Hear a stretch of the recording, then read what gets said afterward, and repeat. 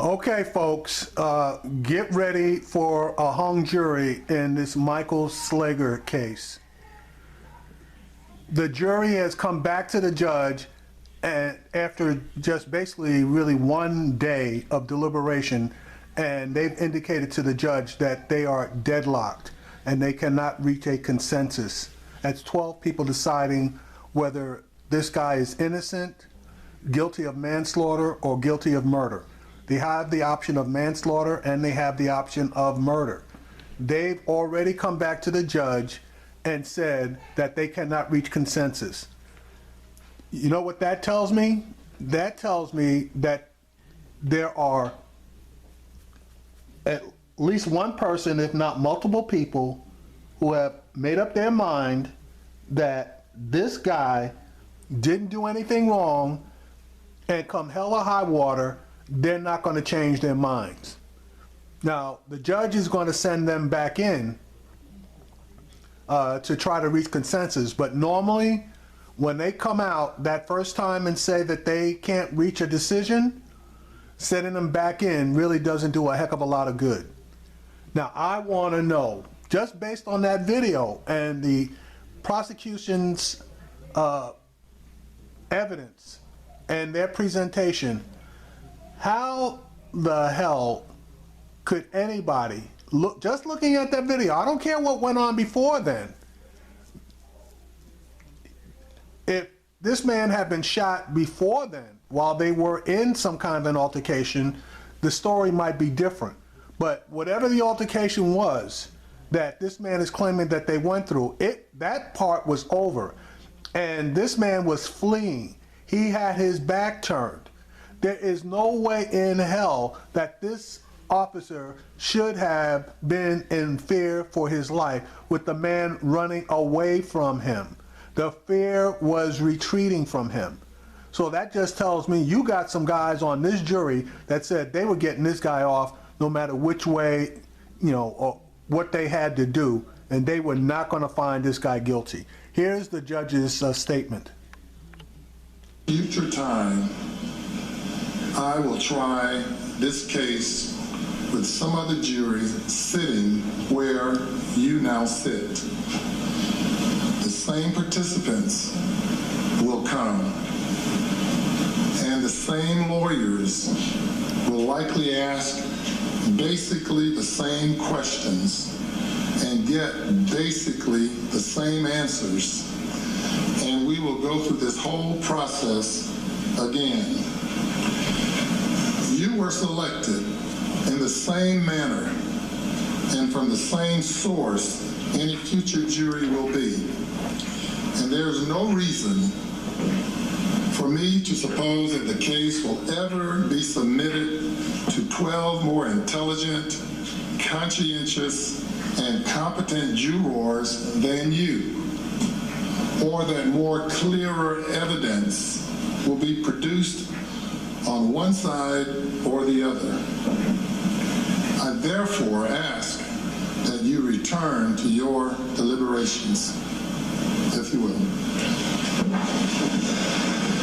All right, so he just sent them back in, but don't hold your breath for a verdict, because as I indicated previously, statistics show that once a jury makes a decision that they are deadlocked, 9 times out of 10, they will come back at a later period of time and indicating that the deadlock is still in place. Only 1 out of 10 times does the jury come back with a decision after first indicating that they're deadlocked. So you tell me. I mean, the video was the video. If that video wasn't enough, then nothing is. All right, it looks like we got a hung jury, 11-1 to convict, and there's one holdout. Check this out. My heart does not want to have to tell the Scott family that the man that killed their son, brother, and father is innocent. But with the choices, I cannot and will not change my mind. That came not from the foreperson, but from a juror. The foreperson then wrote, "It's just one juror that has the issues."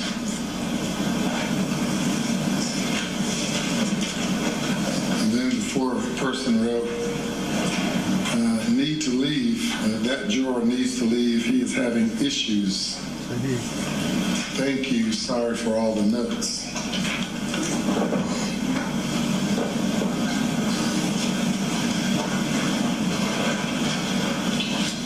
What says the state?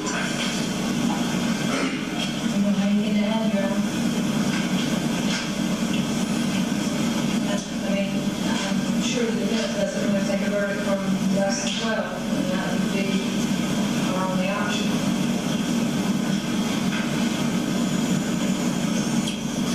What says the defense? Can I speak from the I'm sorry, they can make a decision. I think this is close.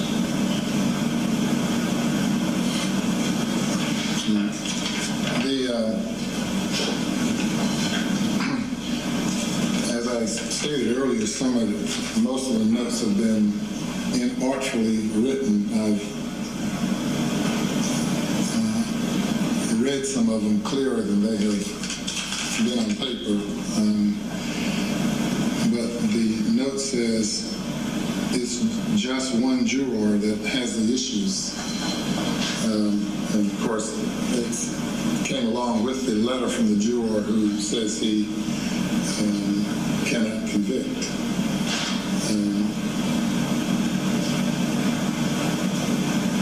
The question is whether the wording of this note is just one juror that has the issues. Is that a declaration by the jury that the jury is hopelessly deadlocked? Or should the court get a clear declaration from the jury on that issue? A clearer declaration on that issue.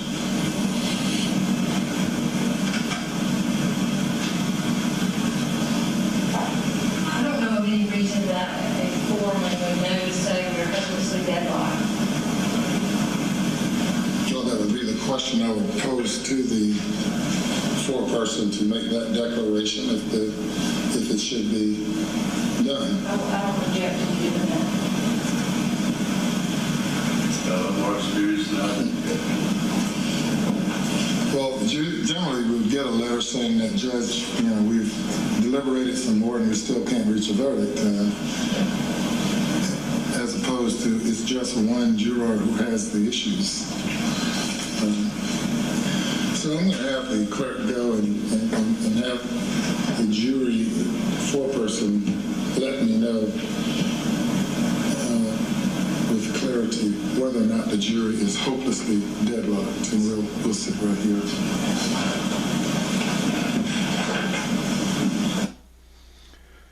It's one male person who refuses to change his mind. Translation, there was no way he was going to find this guilty short of Slager walking over to him and tell him, I did it and I'm guilty. This is bullshit. You see the latest note saying, yes, we are at a deadlock. Is that correct? Yes. Under our law, section 14.7.13.30 provides that when a jury returns a second time without having agreed on a verdict, the trial judge cannot send the jurors out again without the jurors' consent unless the jurors request for further explanation of the law. Do you believe that that would serve any useful purpose? I do. Do you believe that further explanation of the law will result in the jury being able to reach a verdict, or do you believe that the jury is hopelessly deadlocked?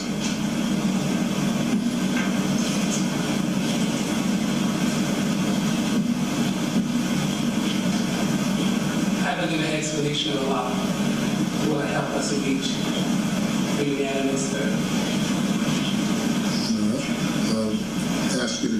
jury room as I confer with counsel, and we'll have you come back soon. Thank you.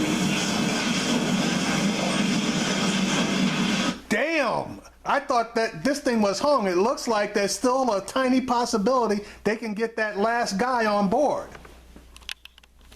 Is the letter that the one holdout juror sent to the judge. Where this juror was explaining why he can't go to a guilty verdict and said, quote, "I understand the position of the court. I can't in good conscience consider a guilty verdict." He goes on to say, "I respect the position of my fellow jurors, some of which oppose my position, and I expect those holding opposing views not to change their minds because I see them as good, honest people."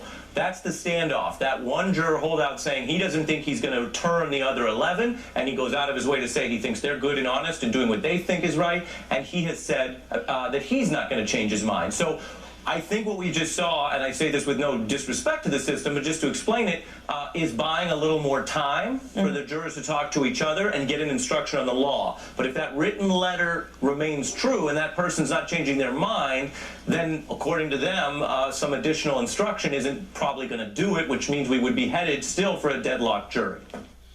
Now, you know what pisses me off about that letter? Unless this person is not really good with language, in the letter, he said he could not consider a guilty verdict. That is bullshit. That just, if you take it at its face value, that means that there was no chance in hell of him ever finding Slager guilty if he couldn't consider it. You can consider something and then say that after consideration, this is the way I feel. The letter said he couldn't even consider a guilty verdict. Oh, Jesus.